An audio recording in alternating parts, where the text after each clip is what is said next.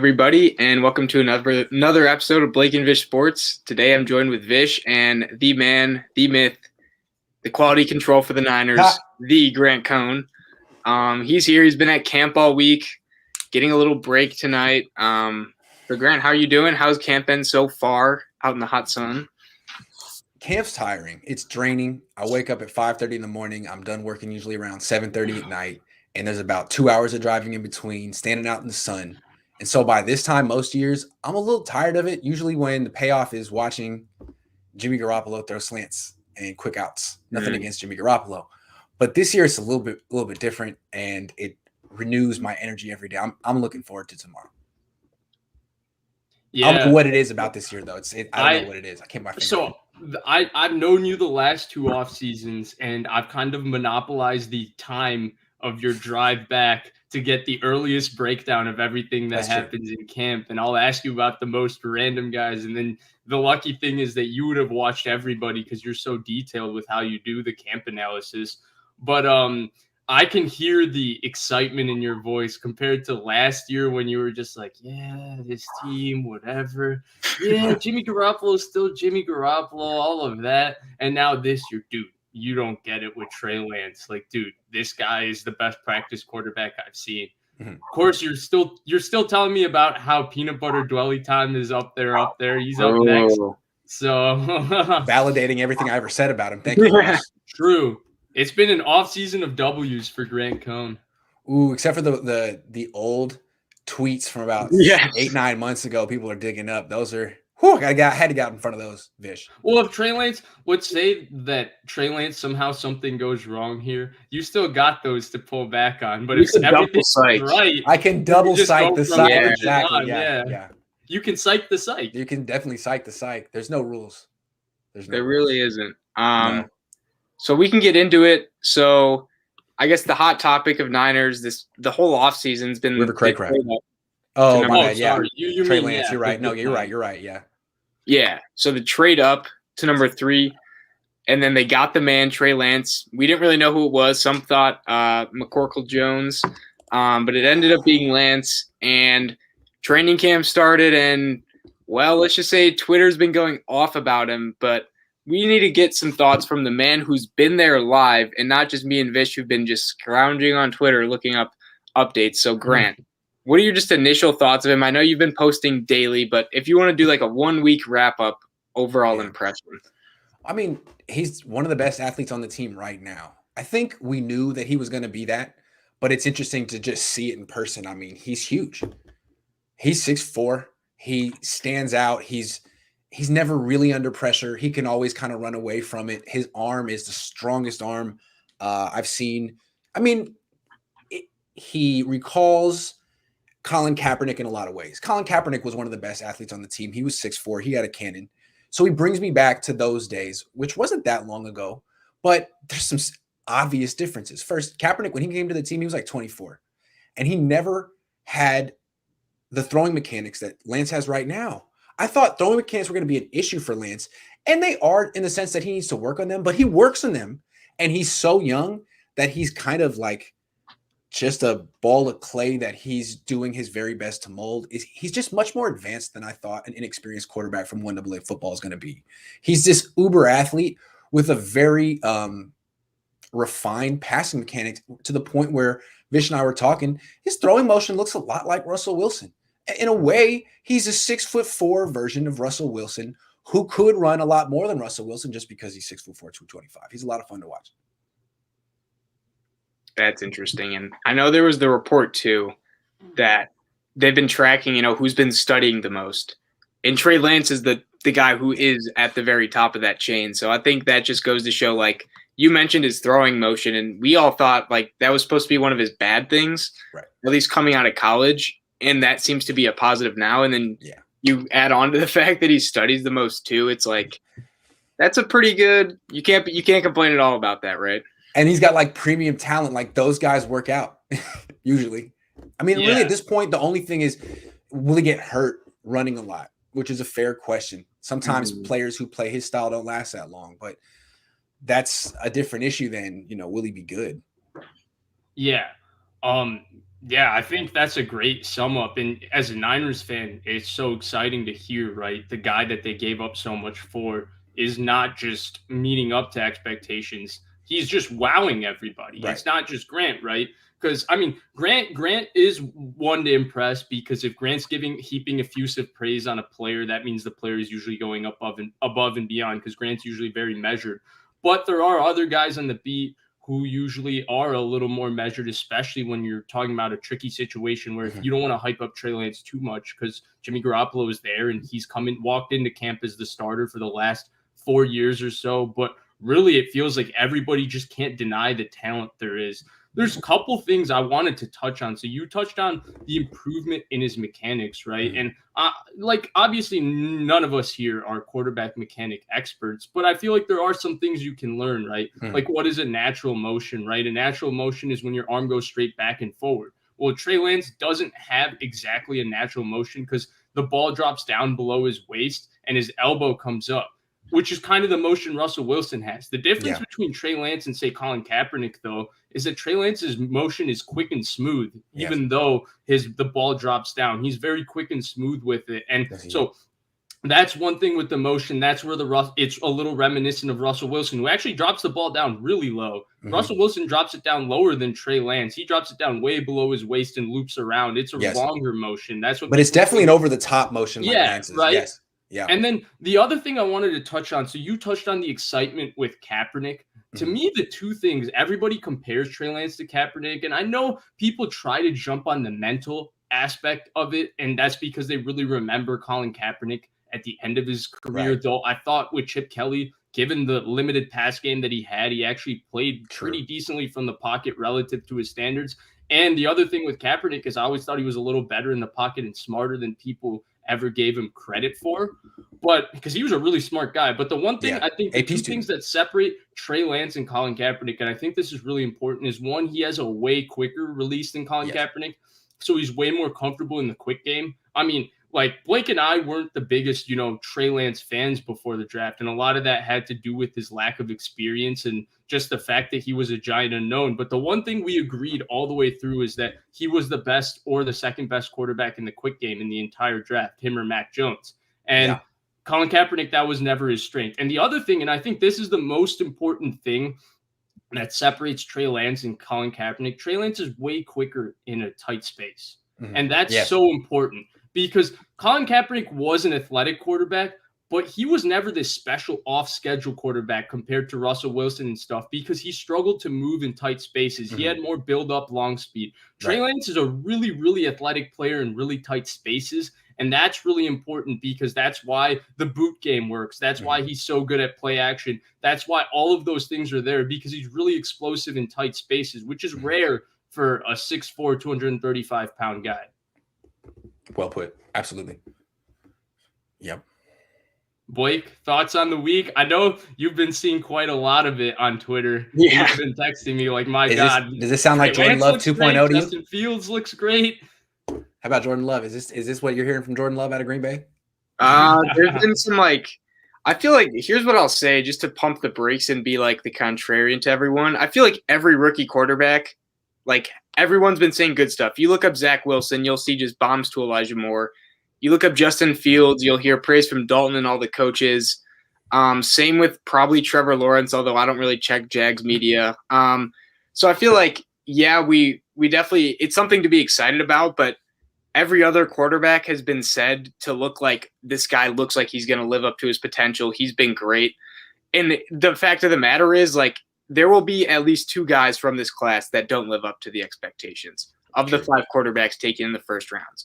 Now, we don't know who those are, because as of right now, I'd say all of them have been doing really good, although Mac Jones may be a little inconsistent from the reports that I've seen, along with Cam Newton. But the other 4, I've just heard only good things, not just good, but great things. So that's something, I guess, to keep in mind, in the fact that we never really know how this will translate over. And I just think it's interesting because, you want to obviously stay positive, but it's also just a matter of the fact that it's unlikely all these dudes just come out and become just amazing, right?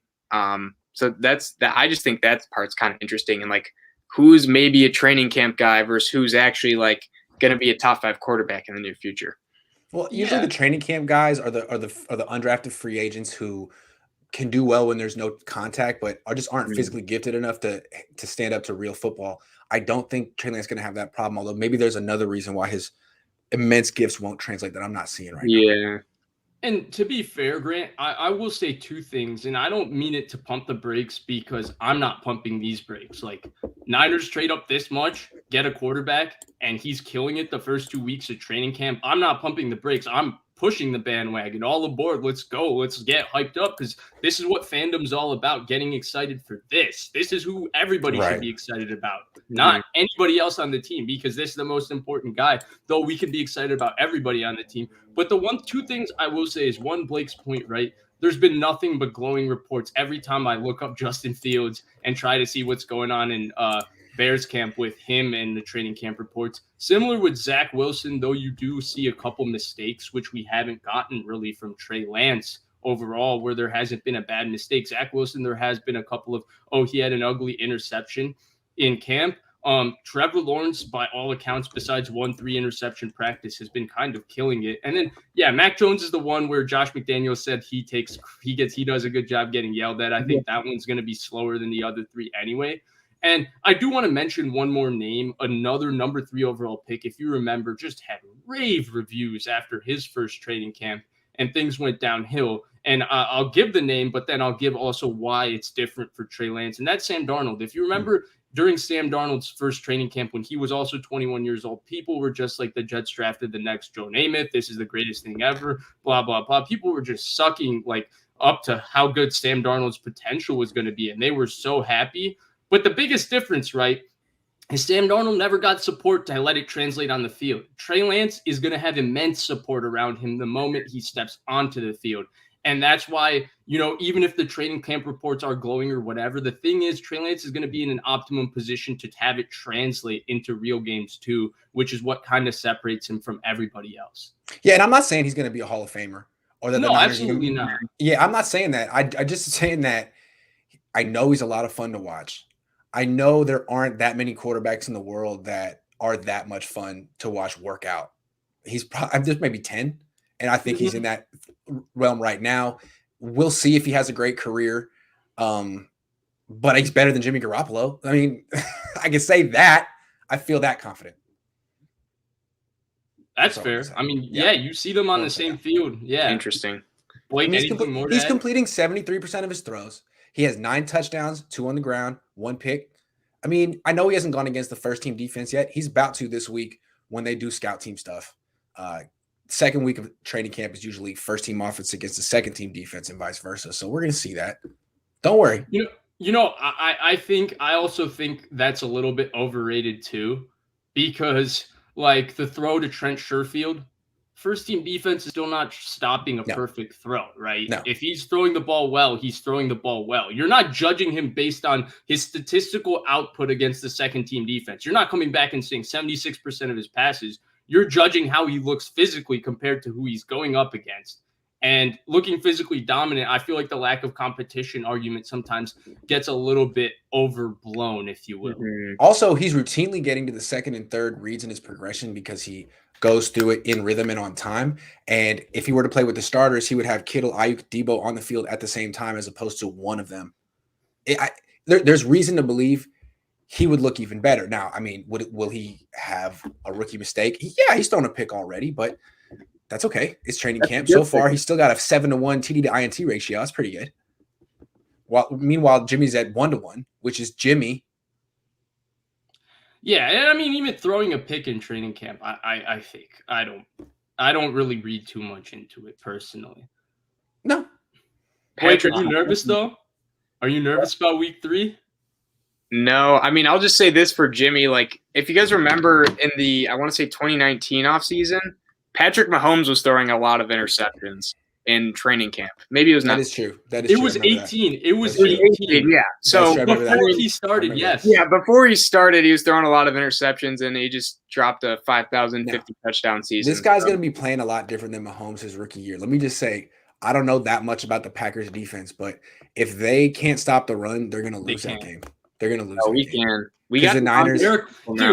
You know what we're gonna see, Grant? Week 3 on Sunday night. We're gonna get another Eric Walden. Coach, I was going here, he went here. One of those moments. We're gonna get be 300 rushing yards. Preston Smith. It's gonna be a lot of rushing yards. Our defense has been improved this training camp, according to a lot of the people. So I'll just bank on that. Hopefully, and I agree with that. I think Joe Barry's gonna help because it's a little bit more of an right? Yeah, and it's a little bit more of an old school scheme. I think he's a good coach. He has a good reputation. He has good pedigree. I think he will help. And the one thing I wanted to touch on, and the final thing to sum it up, and I'll send it over to both of you guys. It's kind of a question and an observation at the same time. I think the idea with Trey Lance here is that, look, the pass game is actually not going to look that much different than it has looked with Jimmy Garoppolo, because the RPO game, play action, intermediate throws are all things Trey Lance is already very comfortable with because he did in college. He did those things in college. You might now add a couple more throws outside and a couple more throws down the field to that, and it'll still be around 24, 25 throws a game, and it'll be efficient, just like Jimmy Garoppolo was. The thing that's going to be scary is that this run game is going to annihilate people. Because this run game is going to be the most special run game Shanahan's ever had, because not just the quarterback running element, it's really the other ball carriers on the 49ers that are going to make this run game enhanced now that Trey Lance creates more space with the 11-on-11 football. I mean, it's going to be a handful to try and account for Debo, Trey Lance, Raheem Mostert, Ayuk, George Kittle, and Kyle Juszczyk. 6 ball carriers on one play. That's going to be very difficult, especially because they create so much space and stuff with motion. It's going to be difficult to stop. Yeah. Yep. They're going to be in the running for most rushing yards in the league. I mean, it's going to be them in Baltimore. And it sounds like Baltimore is trying to evolve Lamar Jackson into someone who runs a little less. So maybe the Niners could lead league in rushing. Yep. So we have a couple donations, so I'll just touch on those before Blake takes us to the next topic. Isaac, thank you for the $5. Appreciate it. You can ask a comment or a question, but we appreciate it. David says, when Trey wins the job and Jimmy is traded, would the 49ers pick up RG3 to back him up since their styles are a lot more similar? I doubt that. For some reason, I don't think there's going to be a Shanahan RG3 reunion. There could be. I doubt it. Blake? Might be the right move, but I don't think it's going to happen. Yeah, I know I think he's an analyst on ESPN or some major network now. RG3 is, so that kind of puts a little damper in things, but I kind of understand like the logic behind it, right? He backed up Lamar, who's a really good running and throwing quarterback. He has a rapport with Shanahan when Shanahan was his OC in Washington, however many years ago. I want to say almost a decade or maybe a little less, but a while ago. So that is an interesting idea. I guess my question would be, do you guys think it's really that beneficial to have a backup quarterback have the same style of play as the starter? I feel like it's something that teams kind of look for, but do you guys really think it's that important overall? I'm going to be honest with you. I don't think it's necessary, because the RG3 that we've seen play does not fit into this pass game. That's what I'll say. Dude, RG3 is terrible. I'm sorry. He threw 14 passes last year and 2 got picked off. I mean, not ideal. He was not great last year. The year before, he threw 38 passes and 2 got picked off. I think he's probably an analyst. I think he's an analyst now. Yeah, I think also because of the style. Another thing is that the style.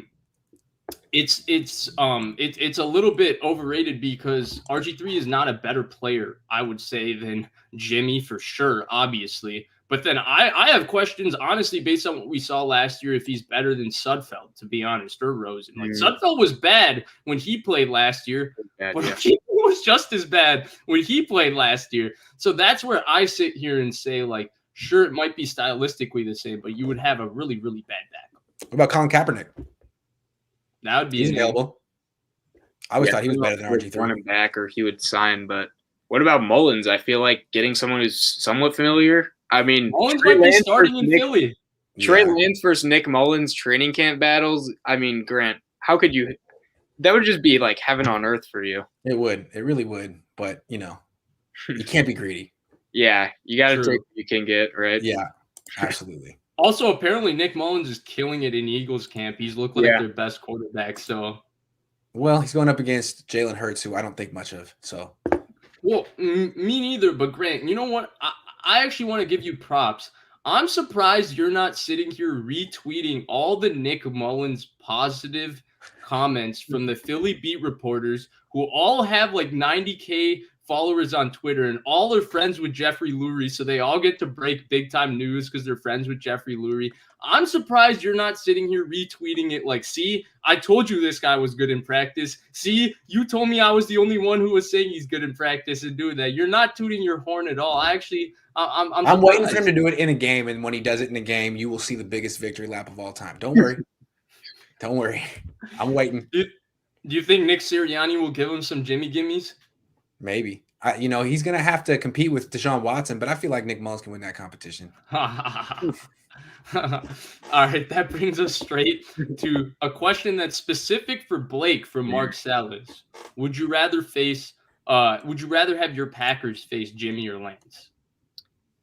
See, this is an interesting one because we faced Jimmy, I want to say once recently, and that's when it was twice actually, and he beat us down both times, but that team was a lot better than it has been just in the past decade, the 2019 team.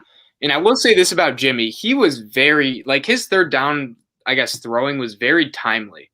And it just seemed like right as we had their backs against the wall, he would make a big play. Now, with that said, Lance is a lot more of an unknown. I've seen what a running quarterback on the 49ers does to the Packers defense. And let's just say it is not enjoyable. I want to say 2012 and 2013, we got a taste of that. So I'd probably go with Jimmy, although, just from an outsider's perspective, Jimmy can, obviously when healthy, we've seen what he can do. He can win games. Mm-hmm. He can make timely decisions in throws. So I would say Jimmy, but, who knows? It's only training camp, and I don't want to overreact too much to, what he has done so far. But I do want to say that is fair. I feel like what does get caught up in the thing is that Jimmy was very efficient. He was the best third down quarterback in the NFL in 2019. We cannot take that away from him. And he was, like you said, timely is the word. He had a lot of timely third down conversions. So, yeah, definitely that's fair. But, yeah, really I think facing the less physically talented quarterback is usually the better proposition for a defense. Mm-hmm. A good question, though.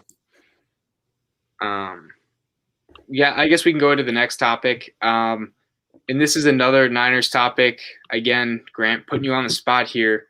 But I think this is an interesting one. And so you've seen a lot of Niners go. You've seen them over the years. But this offseason, who is just flying under the radar? We know Trey Lance has been kind of the highlight, the spectacle that everyone's been talking about. But who should be talked about more, and who needs more shine in training camp? Who needs more shine in training camp? Well, that would sort of limit you to someone who's going to make a real impact during the season, right? Okay. In that case, I always come back to this guy, but the Niners have all of a sudden the best backup tight end in the league, Ross Dwelley. And he's getting a lot of targets. He has more catches than Kittle in camp so far. He's bigger. He's faster than he used to be. He's sort of filling the role that Jordan Reed was supposed to fill last year, and he's doing a good job so far. There's also an under the radar guy on special teams named Trent Sherfield, who's really making a push to be like the number 4 receiver. But the number 4 receiver is someone who maybe catch like 10 passes in a season. So he's having a good camp. He's a good story. But Ross Dwelley could catch 40 passes. He could have 8 touchdowns. He's all of a sudden a real crucial member of the offense up there with like Kyle Juszczyk. That's pretty interesting. They've really developed him slowly. It was interesting. I asked Ross Dwelley about the tight end coach, and he was like, "You don't understand. This was the only man who came. He's the only guy who came to my pro day. Wow. This is the same guy who pretty much developed George Kittle." So that Coach John Embry used to be the head coach at Colorado. He's a really good coach. give him a pay raise then. Yeah, really good. Developing these guys. He's the assistant head coach on the team. People don't talk about that. Mm-hmm. He's assistant head coach. Yeah. He's a big deal, isn't he? Like, really good. think yeah. The thing is with Shanahan's staff, like they always talk about the younger coaches that he's developed, and for good reason, right? It's produced like the Sean McVays, the Matt LaFleurs, now the Mike LaFleurs, and Mike McDaniels, and these are the guys that go away and get bigger jobs. I think the secret sauce in this entire staff is actually the veteran coaches, Bobby Turner, John Embry, Chris Forrester. Those are the guys that other people can't hire, and he can hire because he's Kyle Shanahan, and they worked with his dad, and he's had a bunch of experience with a bunch of different coaches in the league. And I think those are the small advantages, because those are guys that have just been position coaches. Well, not John Embry, but Bobby Turner's been a position coach for years upon years, and he's comfortable doing that, and he's the best in the NFL at doing it. Yeah, and Kyle Shanahan has some really good black coaches on his coaching staff. Good for him. He's got a black assistant head coach, a black defensive coordinator, a black running back coach. Everyone looks at DeMeco Ryans as a potential head coach in the future. Maybe Embry should be getting some looks as well. Kyle Shanahan's coaching tree could be pretty big in a while. He's already got one out in New York. Let's stick to Dwelley, though. So that's your under the radar 49ers. Yeah, I mean, I think this is a guy who could really have a large role on the team, in your fantasy team. I feel like they're prepping him for a large role, and so far he's doing really well with it. I mean, we've talked about him before, but I guess even at his best in the past, he always has looked a little skinny for a tight end. And it's like, I don't know, as a blocker, like he gives good effort in the run game, but he can kind of get overwhelmed in the passing game. But he definitely looks beefed up this year to the point where he looks like one of the bigger players on the field. That's a good development for him. I think he's in a contract year, so not surprised. Go get him. Bros. I gotta throw it to Blake with the question. Are we thinking peanut butter Dwelley time is this year's Robbie Tunyon? He's gonna put up Bobby Tunyon type stats. See, I mean, Sean O'Hara thinks Jimmy G is gonna be this year's Aaron Rodgers, so he needs his Bobby Tunyon to go with his. That's interesting. I mean, I could see him being like a guy that kind of like Grant said, like maybe he turns into like a Jonnu Smith, where just in the red zone, that's where he kind of just like feasts and puts in work there. Because like Kittle's not really known for being a red zone guy, and maybe Dwelley can step into that role. And just doing quick research, Jordan Reed had 26 catches last year, and those targets and catches are all available. So Dwelley could definitely step into that role. And I think Grant brought up a good point about him getting bigger for blocking, because I feel like that'll put you in the doghouse if you're not a good blocker as a tight end and you're not just a completely dominant receiver or receiving option as a tight end. Like, you can't just be like an average receiving tight end and not be a good blocker. So getting a lot bigger and, maybe improving his blocking is going to help a ton, and maybe get him more just offensive reps in general. So I think that's really good for him. But yeah, putting up those numbers would require the quarterback to have like 50 touchdowns. So maybe they'll have 50 touchdowns between the two, but that is we'll see. The last thing with Dwelley that's interesting is he's not just catching like, he's not just running like stick routes, running 8 yards up the field and turning around. Yeah. He's actually catching the ball 20, 30, 40 yards down the field. He's not particularly fast, but he's a good fit with Jimmy Garoppolo because the seam route's kind of the go-to long throw for Jimmy Garoppolo. It's the easiest long throw you can make. And with Trey Lance, what he can do is buy time, which gives Dwelley some time to get down the field, and all of a sudden he's a great option. Like, I don't know if I think they used to run it at North Dakota State, where there's like basically it's not like fullback leak, but it's a tight end leak, and it's a play action bootleg to the left, and you're throwing back to the right, and there's like a tight end streaking up the side. So that's how he hit Dwelley yesterday. It was F leak, but it was a tight end. It was just Dwelley running 45 yards wide open down the right side. Yeah. So that was and yeah, they ran it at North Dakota State for sure. It's all over their offense. And the one thing I wanted to add, because I thought Blake made a great point about the red zone where Dwelley could feast. And Grant, this was actually something we were a little bit ahead of the curve on. Maybe after the offseason ended, maybe after they lost Kendrick Bourne. The ideal replacement for Kendrick Bourne in the red zone is actually Ross Dwelley, because he's good in tight spaces and he has strong hands in traffic, which is why Kendrick Bourne has been the Niners' most consistent red zone target for the last 2.5 years, because he was very good in tight spaces in terms of creating space, and he had strong hands in traffic. And that's what I think Ross Dwelley has. And I think if the Niners are looking for a red zone option, as Blake mentioned, this could be the year for Ross Dwelley, because the one thing he does do is catch the ball in traffic. And that's very important because everything is in traffic in the red zone.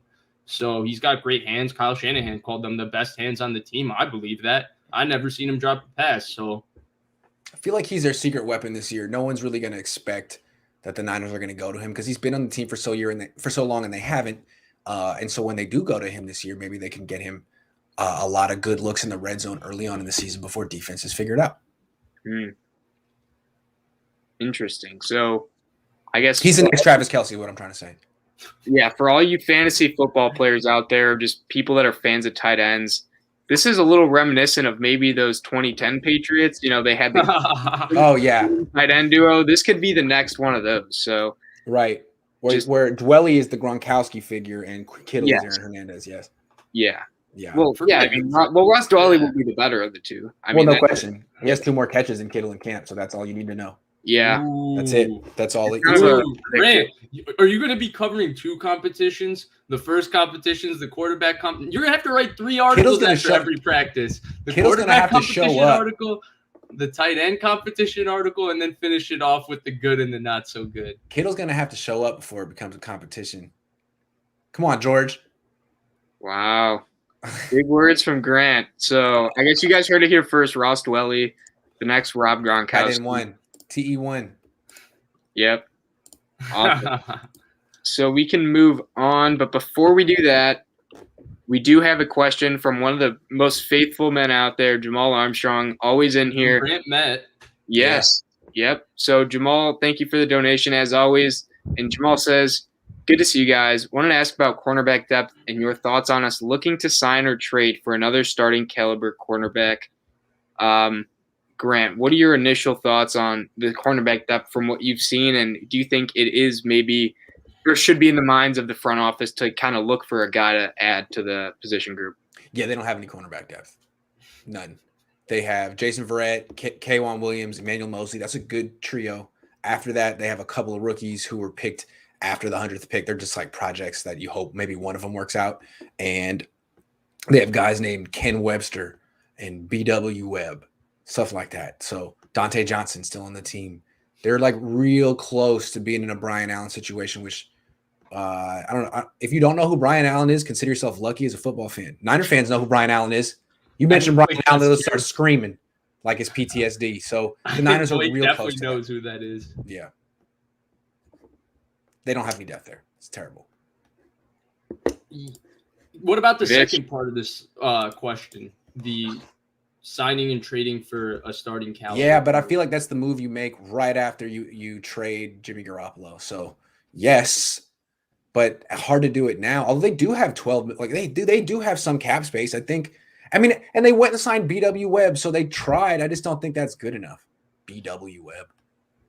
I thought, so first I thought there was a guy hanging out for a little bit who's played in a similar scheme, not the same exact scheme because the Niners scheme evolved from it last year. He had a really rough year last year, but I thought Casey Hayward, the contract that he got from the Raiders, the Niners had enough cap room, in my opinion, to kind of make that work. I thought that might have been a move as a veteran Band-Aid because worst case scenario, he's your first backup at corner, but they didn't get him. I'm very worried about the cornerback depth. I'm very worried. I know a lot of people are high on the idea of Ambry Thomas starting day one, but I'm not bullish on the idea of a cornerback taken past the first 100 picks, starting day one and being a solid starter. I mean, most corners in the NFL that are solid starters are drafted within the first 50 picks. I mean, everybody was talking about how Tampa Bay didn't have great investment in their secondary, but all their corners are second-round picks. I think Carlton Davis was drafted pretty high. Murphy Bunting was drafted pretty high. Jamal Dean was drafted pretty high. So that's 3 second-round corners,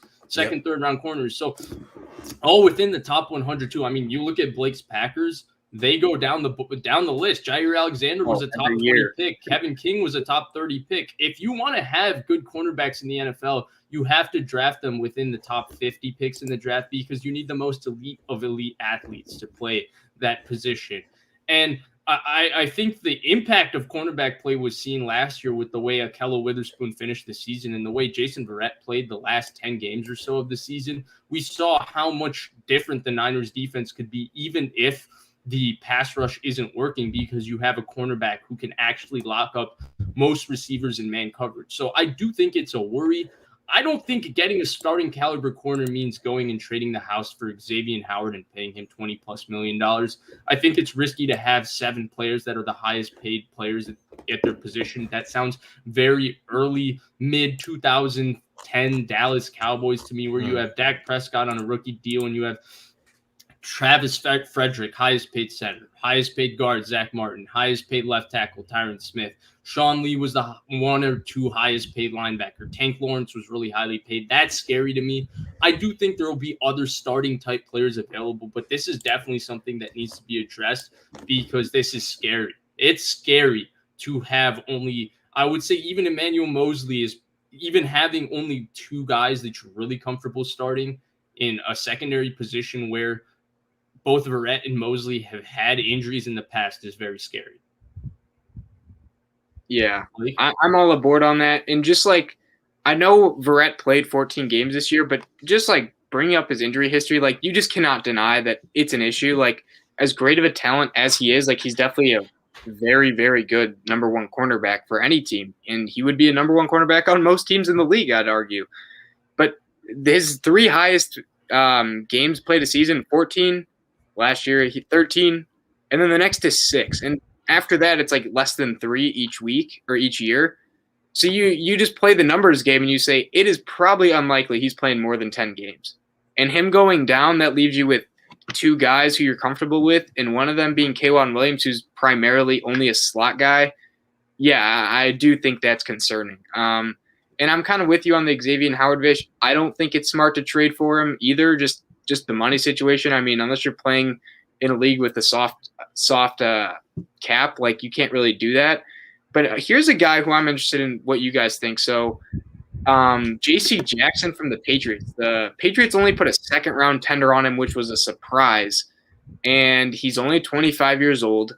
Would you guys think he would maybe be a guy? I know you'd probably have to pay him a lot, but he's a guy who clearly, if the Patriots are only putting a 2nd-round tender on him, they must not value him as highly as other teams do, because a guy of his caliber should, I'd argue, be probably a 1st-round tender. Grant, would you like to go first? Yeah, I mean, he'd be a great addition. I don't think they're going to do it. I think they made it pretty clear when they sign a guy like B.W. Webb that they're shopping in the bargain bin. They're not going to do that. Maybe now, if Jason Verrett gets hurt week 2, they definitely can make a move like that. But I think they'll be reactive, and I don't think they're worried about the depth as much as we are. I mean, D'Amico Ryan should be worried about it. But I don't know if John Lynch can help him out. Yeah, and I think this is probably the 3rd straight year we've walked into a season questioning their cornerback depth. And this is the worst of the last 3 years, to be honest. Richard Sherman, Ahkello Witherspoon, Emmanuel Moseley. I'd take that today over what's happening, though. Moseley was a relatively unknown guy who had a very strong training camp in 2019. A lot of people, Grant included, were really hyping him up, saying that he was a lot better than what people were going to expect as both slot and outside. And then 2020 was a similar thing, just because there was question marks with Jason Verrett's lower body, and he was a godsend. He turned back into Jason Verrett somehow, and he was incredible. But the investment in general in the cornerback position has been lacking by the 49ers. So I don't expect that move to be made. Would the move be fantastic? Absolutely. I think one of the misnomers with J.C. Jackson is that he was the best corner on the Patriots last year. No, the best corner on the Patriots was still 100% Stephon Gilmore. People just watched one Sunday night game versus DK Metcalf and decided that Stephon Gilmore was washed, which is not true. And J.C. Jackson did struggle the final couple weeks of the season when Gilmore was hurt and Jackson was the number 1 corner. The nice thing is he would be the number 2 corner for the 49ers behind Jason Verrett. To me, if there was a way to get him, obviously a 2nd-round pick, given what all the picks the Niners have given up, is a little bit rich, but they need a starting caliber corner because, as much as I like Emmanuel Moseley, I think I'm higher on him as a starting corner than most. this is a guy that the Niners had playing special teams last year, and they chose to play Dante Johnson and Ahkello Witherspoon as the other two corners with Jason Verrett. They did that for the last 3 games of the season. Now, I originally thought it was because he wasn't healthy, but if you go back and look, Emmanuel Moseley is playing special team snaps, so he's clearly healthy. They just chose not to use him as a corner. So overall, the entire depth in the position is troublesome. Yeah. Good question, though, Jamal. Much appreciated. Let's get that out of there. And we can get back to the last Niners topic. Grant, I know you've been talking about ad nauseum about them, and you love talking about them, but this is the last one. We'll give you a break after this for all Niners stuff. But I guess we can just compare and contrast this 49ers roster compared to the 2019 Super Bowl roster. They did really well in the playoffs. They got to the championship game. Nothing to snuff at there. So I guess I'm going to reverse the order here. Vish, I'm going to start with you. What are some of your, I guess, main comparisons and maybe some differences between that roster, the 2019, and this current roster? So first and foremost, right, I think the biggest question is that roster went to the Super Bowl, and people are thinking that the question is this roster is good? And I mean, roster to roster, I think the biggest unknown, right, is the quarterback, and how much of an upgrade is Trey Lance going to be starting day one. Quarterback aside, I think this roster is worse. I do. If you go position by position, I think 2019, I think running back and receivers, I would actually give it to 2021. I think 2019 receiver was a massive question mark going into the season. I mean, Deebo Samuel didn't even work with the starters the entire offseason, and week 1 he started. And Dante Pettis was supposed to be the starting receiver, and he didn't play a snap week 1 versus Tampa Bay because Kyle Shanahan, he forgot about him, so let's rotate him in for 4 snaps against Cincinnati. You know, that was a story that people forget at the beginning of the 2019 season. So I think, and then running backs, Breida and Coleman. Coleman was actually very solid before he hurt his ankle in 2019, but the combination of Mostert, Sermon, granted Sermon's an unknown, but Mostert to me is running the football, especially within this scheme, at a higher level when he's played than both Breida and Coleman. So I think it's better there. Tight end's a push. Offensive line to me is a push. Just because still there's question marks on who the starter is at right guard. Maybe I'd give a slight advantage to 2021. The bigger difference to me goes in the defensive side of the ball. And I think 2019 had a better secondary overall. I mean, Jaquiski Tartt being on the COVID list to me is a loss. I know people are hyping up Tavon Wilson's camp. I'm sorry. I cannot buy into that one, that he's going to compete for the starting job with the guy in Jaquiski Tartt who's been a consistently very good football player for the 49ers for his entire tenure there. I think the defensive line is better in 2019, especially if you look at the top to bottom depth that they started with guys like Ronnie Blair and those type of guys who were contributors early in the season and got hurt. And then you look at the fact that they also had a bad man named DeForest Buckner, and to go with Eric Armstead, a healthy or as healthy D Ford, but a fully healthy Nick Bosa, only with the ankle, not rehabbing the ACL coming into the season. So from that standpoint, I think it's better. Overall, I mean, you're looking at 2 really good rosters. To me, you're looking at 2 different rosters. I think 2021 has to win a different way than 2019 won. But overall, if you ask me to compare and contrast and maybe give you a roster I think is better, I would give a slight edge to 2019 just because I felt a little better with what they had overall on defense. Just I felt better with their safety duo, especially with Tartt not coming back from COVID yet. I felt better with their corners with Richard Sherman and Ahkello Witherspoon, and I just felt a little better about their defensive line. Okay, here's the way I see it. The defense is not as good. The defense is downgraded. They lost Robert Saleh. Nick Bosa isn't as healthy as he was back then, right off the bat. Now, I will say, though, they've got some intriguing depth in the interior, like Street and Givens and Kerr and Jones, and they still have Armstead, who's a good player. They have good players in the D-line, and if D Ford can give them a full season, which I don't know if that's realistic or not, but if D Ford could do that, this defense could be really special again. So I wouldn't say that it's going to happen, but he's been exceeding expectations. So that's the one caveat I'll say there. And then on offense, I do think the switch from Garoppolo to Lance is going to be a big deal. And okay. I mean, the run game right off the bat should be better. And then, I've been seeing him, like, the pass game should be better too. If you go position by position, you could probably give it to 2019. But if Trey Lance fulfills the promise that he's showing in practice, he's the most important position. This team has a real chance. I wouldn't write this team off as a Super Bowl contender if Lance can carry this on and D Ford can be a significant player.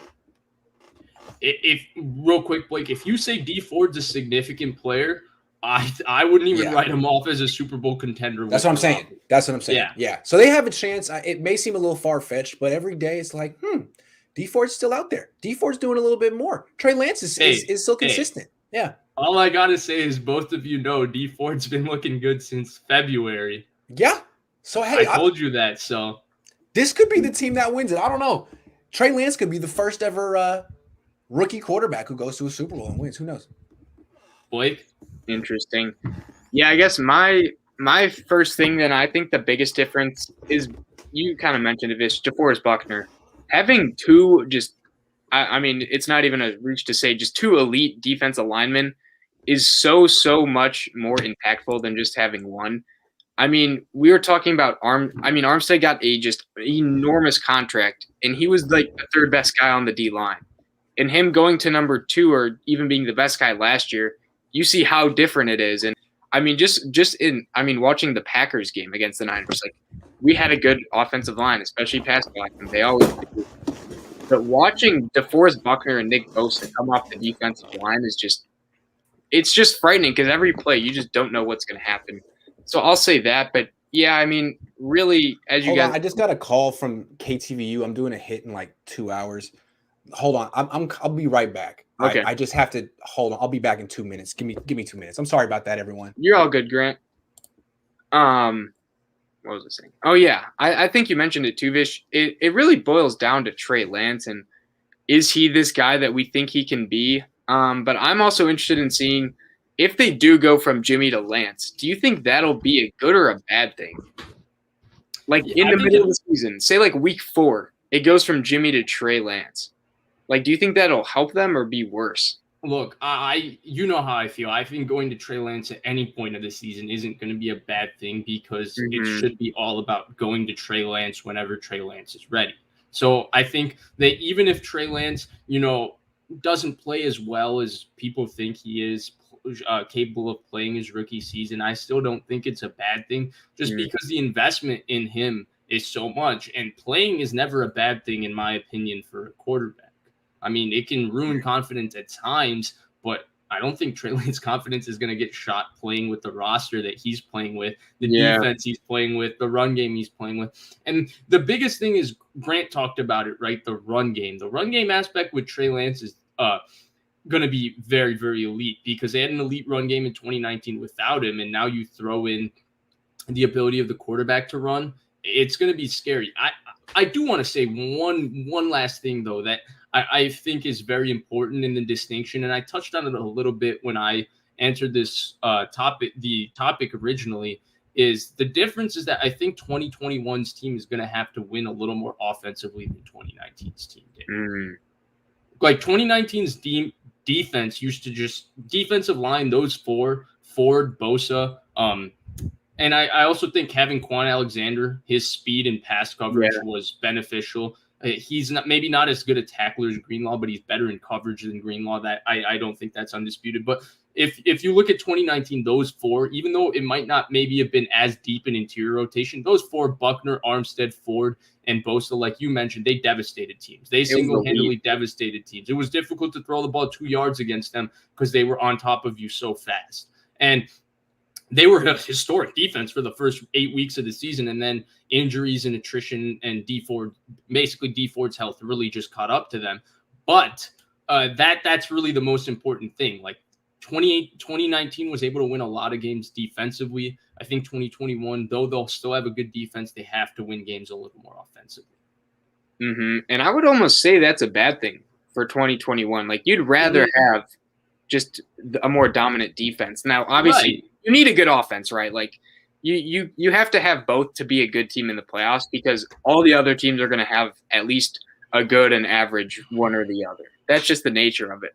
But I mean, when you get down into like December and January, like you don't see any average defenses going out there and playing. Typically, it is very rare, and when they do, they usually do not win the Super Bowl, because the other teams are going to have either elite or great on both ends.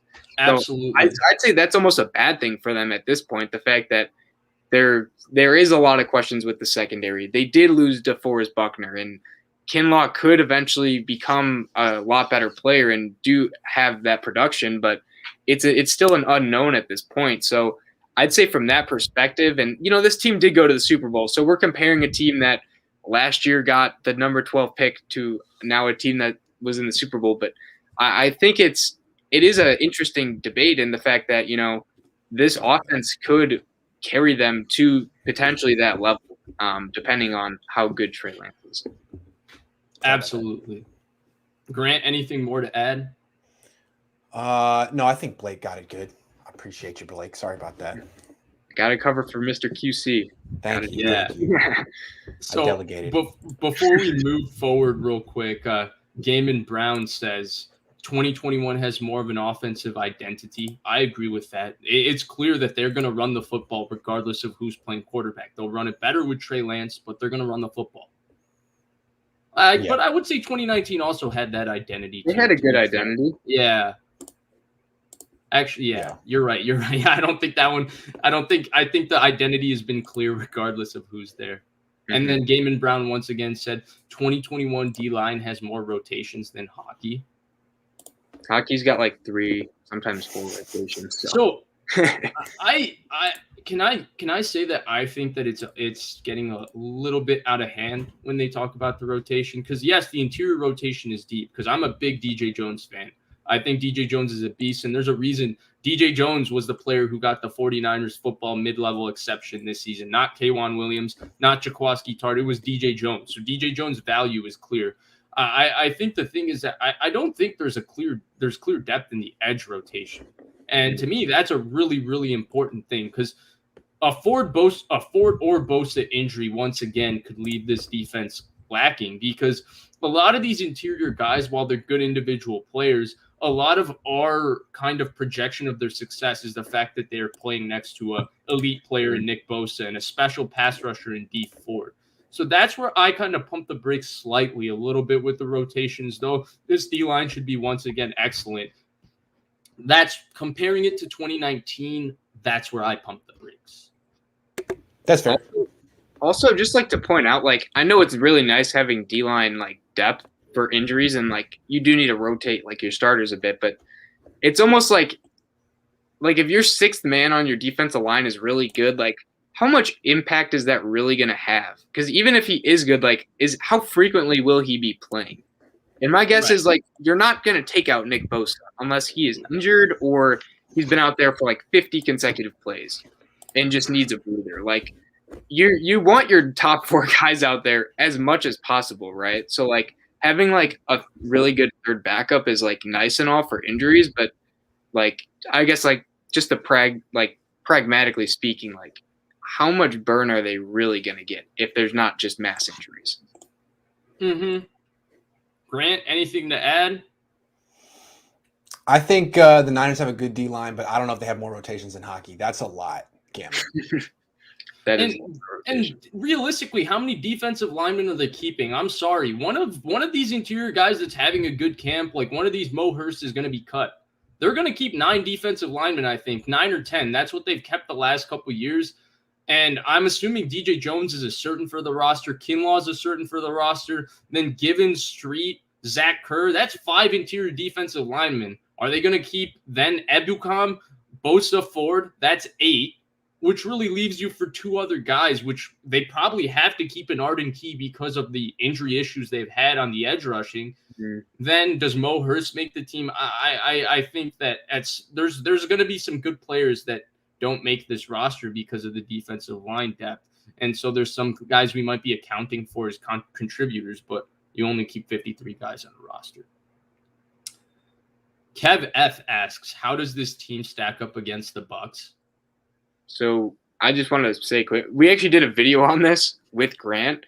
We kind of compared their cap situations and kind of like went into the weeds of that detail. So we do have a video on the channel. So I'm sure if you look at the 49ers playlist or Buccaneers playlist, you can find it there. We talk about the cap, but we also kind of talk about like how their teams stack up against each other. Yeah.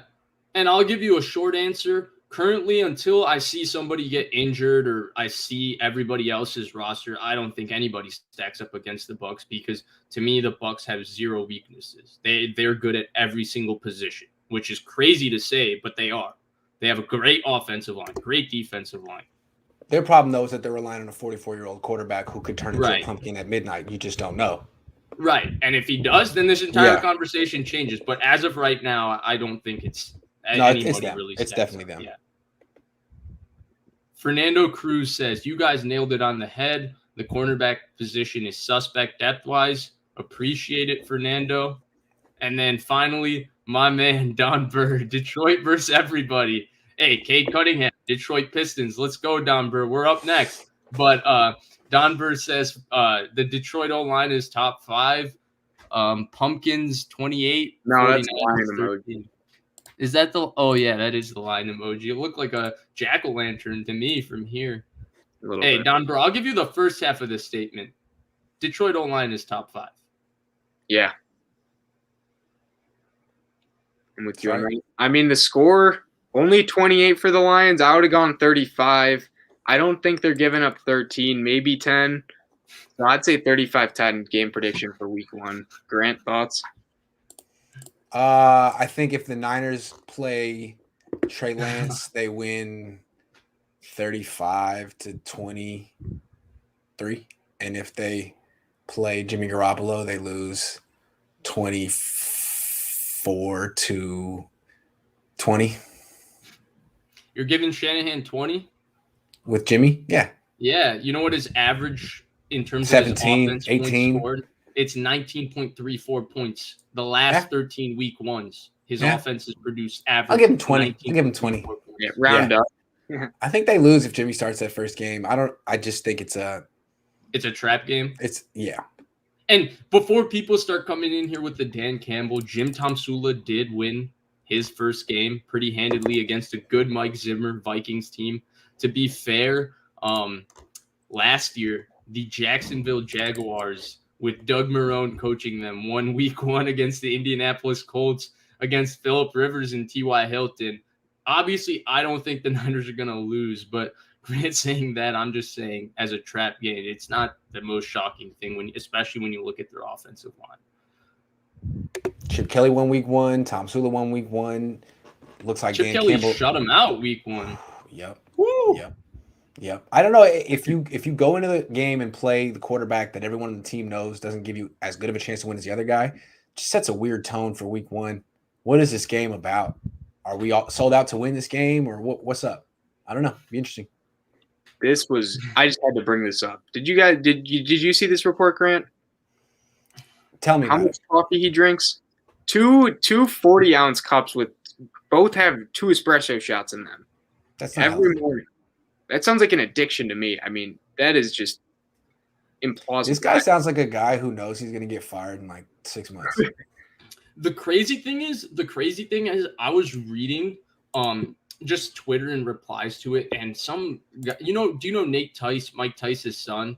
He QC'd for the Raiders for a little bit, and he said he tweeted and he was like, you guys have no idea the kind of things coaches do for energy. He was like, the Red Bulls, they're chugging Red Bulls, they're drinking coffees like Dan Campbell, they're drinking Mio without the water mixer. They do anything for energy because they work such hours. I mean, how many times have you seen Kyle Shanahan come to a presser with coffee? Yeah, it's true. I'm not going to say it. What are you going to say? That one position coach who's now on the Niners who had his own methods. He uses something. He has his own method. He had his own methods, yeah. With the Miami Dolphins, he had his own method. I think Chris Forrester took it a little far. Yeah. But that's behind him now. He's a changed man. He's with the Niners now. Yeah. All right. we have a couple more topics. We can make these a little more brief potentially, but there was reports that Deshaun Watson and the Eagles, I guess Texans and Eagles, trade for Deshaun Watson's kind of heating up a little bit. And I guess we can talk about it. Is it plausible? What do you think they should give up? I know we talked about this with the Niners at one point for Deshaun Watson. I think every team that needed a quarterback has talked about it.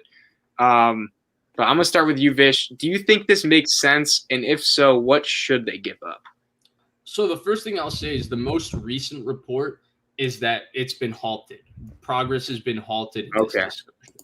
The second thing is I don't understand it. It doesn't fit the Eagles' timeline. It's like taking Deshaun Watson and taking the kind of roster, the aging, kind of lacking talent roster he had on the Texans, giving up picks and dropping him into the NFC version of that roster. The Eagles' best players are 34 or 30 and above. Fletcher Cox is old. Brandon Graham is old. Brandon Brooks is old. Jason Kelsey's old. Lane Johnson's old. You go down the list, they're all just old. And they're younger players like the Dillards, the Ragers, those kind of guys. Besides Goddard, they haven't really showed anything for you to be excited about their younger roster. Two, the Eagles have $48 million of dead cap, of which $33 million they're paying to Carson Wentz this year. It feels like an awful Band-Aid situation to go give up everything and get Deshaun Watson now. So from that standpoint, I don't get it for Deshaun Watson. For the Eagles, at this point, I look at their roster. I understand they have picks. They got a couple picks. They have a possible first-round pick that they could get from the Carson Wentz trade, though with his foot injury, it seems like he might not play enough football for them to get that first-round pick. And then they got the first-round pick from the 3-team trade up, which Miami ended up trading up to get Jalen Waddle at 6. They went down to up to 13, and they went and got it. They got an extra first-round pick, so they kind of have the picks from that standpoint. I'm assuming 3 firsts is not the price for Deshaun Watson anymore, because just the way things are going, I think that it'll end up getting done for a lot cheaper than 3 firsts, just given we don't know what his reputation is. We don't know how bad the stories are and all of those type things. So I think it'll be a little cheaper than what was originally expected. But ultimately, I mean, I guess trading for Deshaun Watson is never a bad thing, but I don't understand the Eagles' plan. I don't understand what they're trying to do. I don't understand why they hired the coach they hired. I don't get it. I just don't get anything to do. Let me see if I can do the best I can to make sense of this. I like how everyone's just glossing over what happened this offseason for Deshaun Watson. That's hilarious. Or sad, or both. I don't know. It's sad. It's sad. It's sad. Like, I shouldn't have smirked because that's just sad. No, I mean, people, he hasn't gotten convicted of anything yet. And so people don't really know how to handle this. Mm-hmm. And the NFL really hasn't said anything. So people like us are like, are we just going to ignore? Are we just going to pretend it didn't happen? That they're really going to try? So I think it's a case-by-case basis. Most teams are going to be like, nah, we can't sell that to I'm not saying that teams are moral. It's like, can we sell this to our fan base and our sponsors? Most teams are going to say no. But, Philly had Michael Vick. I know it's not the same thing, but it seems like Philly is already like. Feel bad. Yeah, they don't care. Like, whatever. He's a good player. It's Deshaun Watson. Other teams don't want him. Great.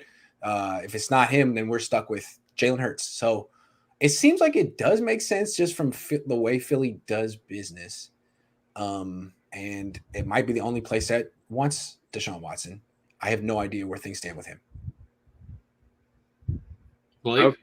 Interesting. So, yeah, I was going to mention the same thing as you, Grant. Like, clearly in the past, they took a chance on Michael Vick after what happened with him. So, it's somewhat apparent that I guess they are okay with having a player with maybe not the best background. And just the NFL in general is always like that. You mentioned Tyreek Hill. He's debatably the best receiver in the league. And he fell far in the draft. The Chiefs still took him, and he's done not good things in his past. I also feel like the Philly fan base would love Deshaun Watson. So they could sell it to their fans. Oh, yeah. If he plays good, he will. Like, yeah, they love anyone that's good, right? To be fair, I think whatever fan base Deshaun Watson gets traded to is going to love him because it wasn't a criminal situation. Nobody really knows even how to even talk about what's gone on with him in public because it's just not clear. It's just clear that Deshaun Watson clearly did not act the way any person should act while getting a massage, but There's no more details other than, wow, that's Deshaun Watson. His actions are weird and wrong.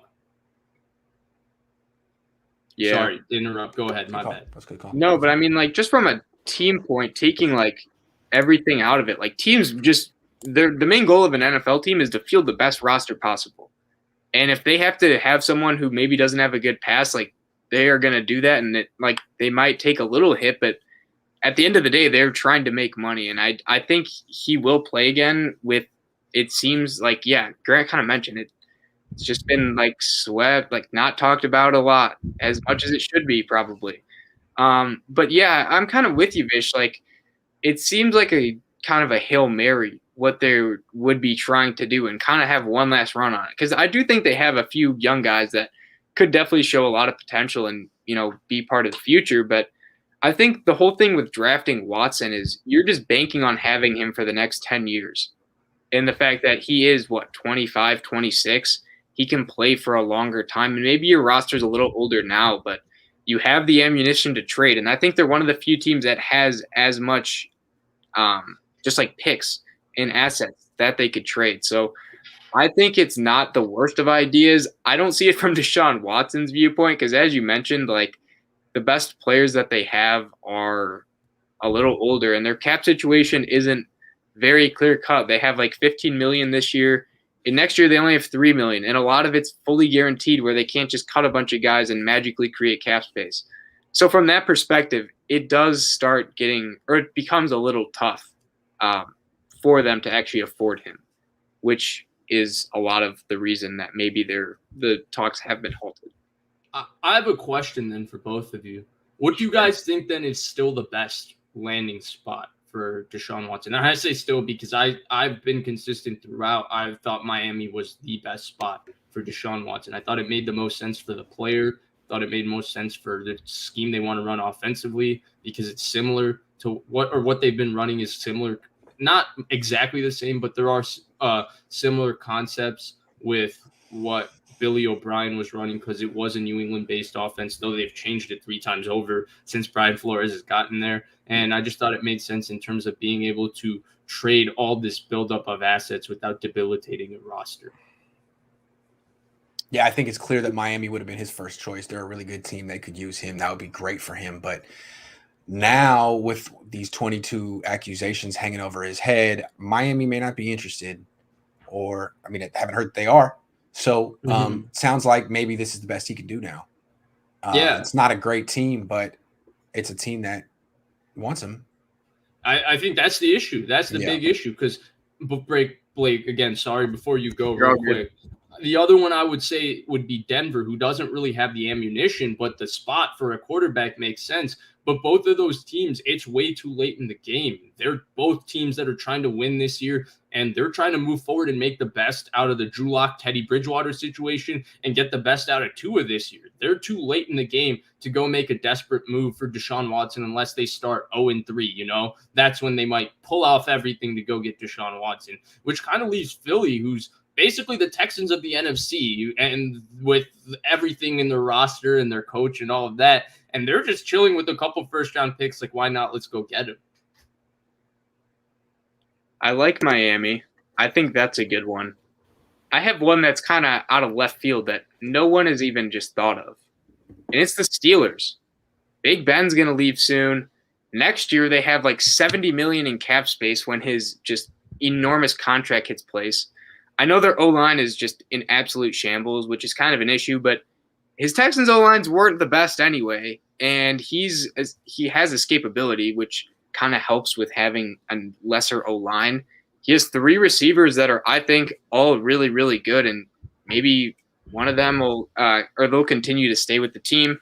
And then obviously their defense is getting a little bit older, but I still think they have a couple more years of having solid defensive players, especially with a few younger guys like Minka and Devin Bush, who, I mean, they're really young and they've shown just tons of potential. So I think the Steelers are a team that's kind of just under the radar. Now, will they actually pull the trigger and trade a lot? I don't know. They traded a first for Minka when they were 0-5 or 0-4, or they had a bad record at the time when they traded him.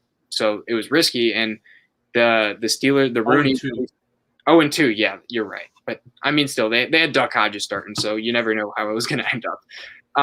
And the Rooneys, I mean, they have a very storied history, so they like winning.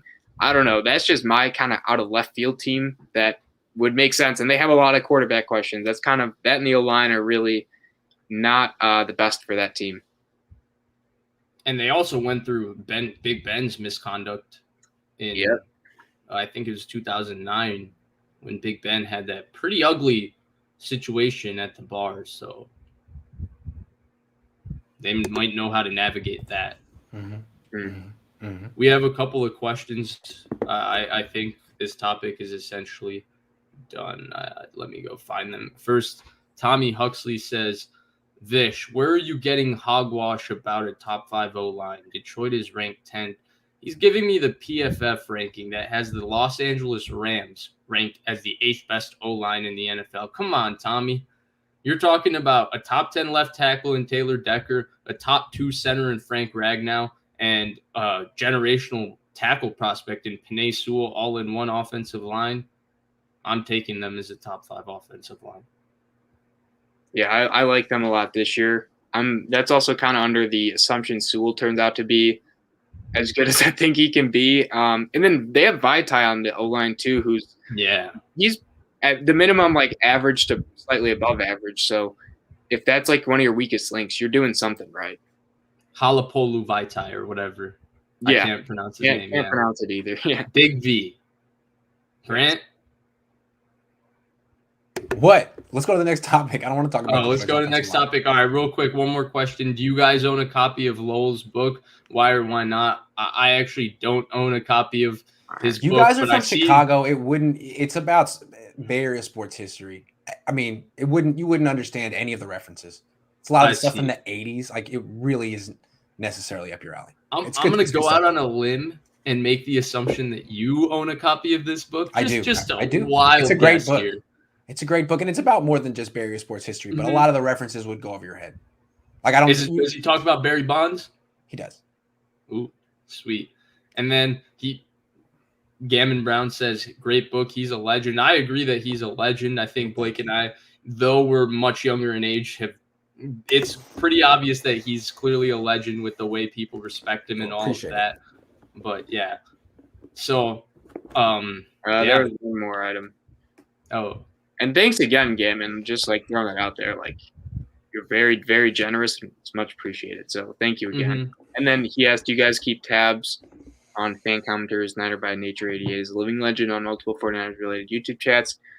Yeah, I mean the same guy. I feel like you can tell like the same people come around, like Don Burr, a Detroit Lions fan for whatever reason. Not sure why he's here, but he is. And we appreciate him. And then there's Jamal, who's been on streams with us, and Pine or just I can name a lot more. Jen's another one that's always in here. Brandon Vincent. Especially people that were here from the beginning and when we had like 8 people in a stream or 5 people and they were commenting still. So yeah, we definitely can remember some of the names. That's how it starts, yeah. That's how it starts. I mean, even for Grant Chardall, I mean, he's always there. He's always calling the Cohn phone. It's true, man. It's a big family. It's a big umbrella. It is. All right. Last topic before Grant. I'm sure you got to go to sleep. You're getting tired. A long day for you. We'll maybe keep this one a little short. What should the Colts do at quarterback with the Carson Wentz injury? I know there's been a lot of Jimmy G talk there. Niners fans at least are really looking to get rid of him. But I'll kick it to you, Grant. What do you think they should do at quarterback? I think they should trade for Jimmy G, honestly, and not pick up the whole salary. Of course, I think the Niners would take most of that money, but they'd have to get a pretty good pick back. And I think Indy should do it because they can't tank this year. They can't do that. They have to win. And even if they try to tank, their team is too good. Even with Jacob Eason, they might win 7 games and not be in a position to draft whatever great quarterback this year. I think their team is really good. They're paying a lot of money to a lot of good players. They got to try to win now. And I'm not even sure that Carson Wentz is better than Jimmy. Carson Wentz has his own issues. So if they could get like with the Lions are paying $7 million this year for Jared Goff. If if Indy could do something similar for Jimmy Garoppolo, I think that's their best move. That's why I see it. Vish? Yeah. So in terms of what's the best move for Indy, originally, like you talked about it, is Carson Wentz better than Jimmy Garoppolo? Carson Wentz is more physically gifted. You can't say based on his last season that he's a better quarterback than what Jimmy Garoppolo has played the last 2 years, because Carson Wentz was downright awful last year. He was maybe the worst quarterback in the NFL. People like me who are still not calling him that are just holding out to the hope of his physical talent mixed with the fact that he showed a lot more in his previous seasons. But he was awful by every metric, whether it was film analysis or analytics. He was a terrible quarterback last year for the Eagles, and that's true. So does Jimmy G make sense? Yeah. If you look at their system, what they want to do with Frank Reich, the kind of team they have, Jimmy G would be very successful for that. He would actually be a really good quarterback, especially if they do what you say and don't take his full salary. The reason I don't think he's the best move for them is because of the report today that Carson Wentz will not miss the entire season. The Colts are very optimistic about that. I think that it would be a situation of too many cooks in the kitchen. If Carson Wentz was out the entire season, then yeah, if I was the Colts, I would be pushing hard to get Jimmy Garoppolo, because they can go far in the playoffs next year with Jimmy Garoppolo as their quarterback. Granted, he also has an injury issue, but if he stays healthy, it makes perfect sense. And then the Niners can transition seamlessly into the Trey Lance era. It makes sense for both teams from that standpoint. But because of that, I look back and I say I don't like the Nick Foles idea. I don't like taking any part of his still somewhat large salary. I'm not a fan of that. Obviously, I did not like Jacob Eason before his draft, even though he's got one of the strongest arms, like maybe in the NFL. I do not think that's an option. He's way too immobile in a mobility league. Best comp I could throw out off the top of my head is he's Ryan Mallett 2.0. So if you're asking me what they should do, honestly, I think there should be some sort of attempt to get a guy similar, and they can't get that specific guy because I don't think Miami will give him up, but get a guy like what they had with Jacoby Brissett, a guy that you can start for 10 games, maybe go 5-5 until Carson Wentz comes back. That's still a bit more expensive, but relatively cheaper. Case Keenum's on the Browns. You might be able to get him, though that one might be tough.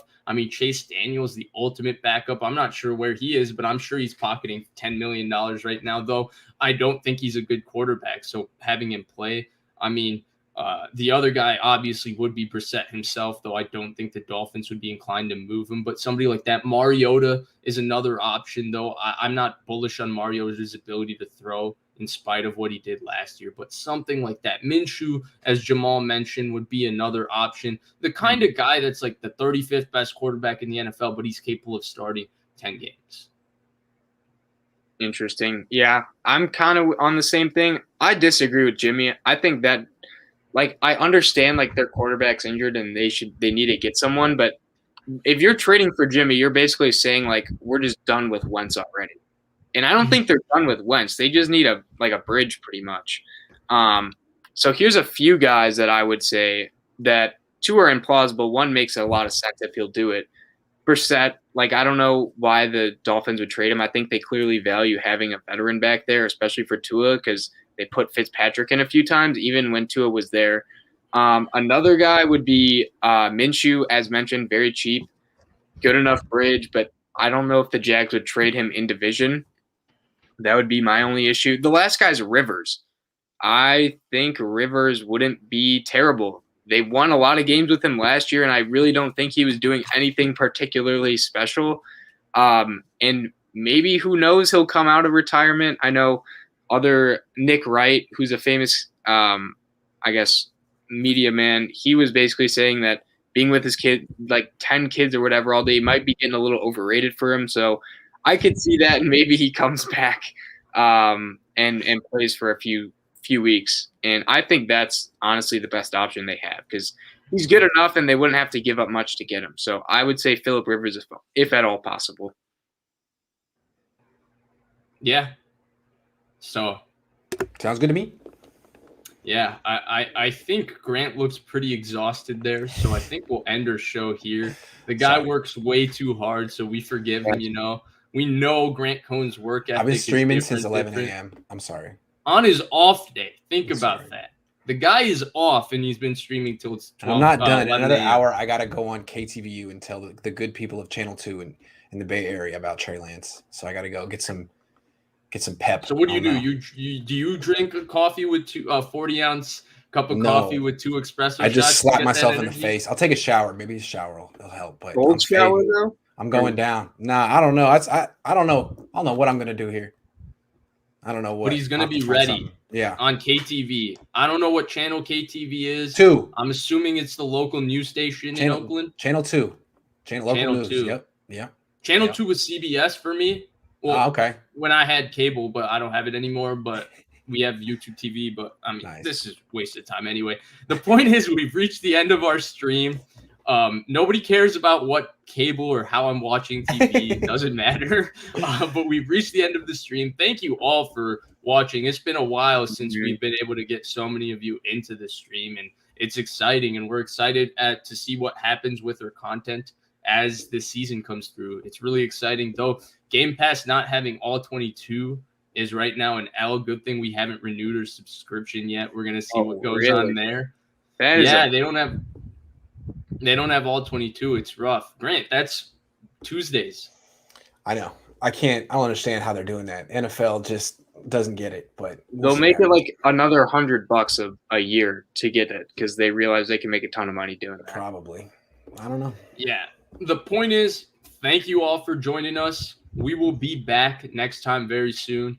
Yeah, Blake is a dog. That's true. He's different, but we will be back very soon. In the meantime, we'll be posting videos from our channel. Please like, subscribe, share in the comments if you think Detroit versus everybody, Don Burr, is right about the score for week 1. If you think Tommy Huxley is right about the Detroit Lions offensive line, if you think the Niners secondary is an issue, and we will see you next time. Thank you.